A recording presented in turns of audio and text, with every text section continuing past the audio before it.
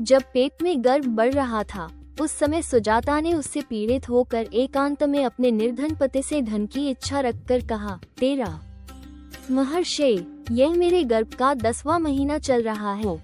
मैं धनहीन नारी खर्च की कैसे व्यवस्था करूंगी? आपके पास थोड़ा सा भी धन नहीं है जिससे मैं प्रसव काल के इस संकट से पार हो सकूं। 14। पत्नी के ऐसा कहने पर कहोड मुनि धन के लिए राजा जनक के दरबार में गए। उस समय शास्त्रार्थी पंडित बंदी ने उन ब्रह्मर्षि को विवाद में हराकर जल में डुबो दिया। 15।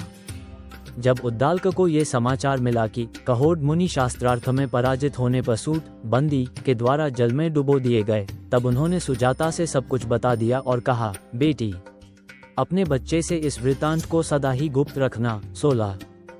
सुजाता ने भी अपने पुत्र से उस गोपनीय समाचार को गुप्त ही रखा। इसी से जन्म लेने के बाद भी उस ब्राह्मण बालक को इसके विषय में कुछ भी पता न लगा।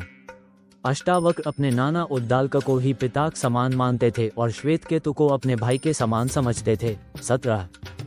तदनंतर एक दिन जब अष्टावक्र की आयु 12 वर्ष की थी और वे पितृतुल्य उद्दालक मुनि की गोद में बैठे हुए थे, उसी समय श्वेतकेतु वहां आए और रोते हुए अष्टावक्र का हाथ पकड़कर उन्हें दूर खींच ले गए।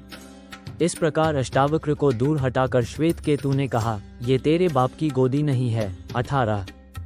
श्वेतकेतु की उस कटुक्ति ने उस समय अष्टावक्र के हृदय में गहरी चोट पहुंचाई। इससे उन्हें बड़ा दुख हुआ। उन्होंने घर में माता के पास जाकर पूछा, माँ, मेरे पिताजी कहाँ हैं? 19।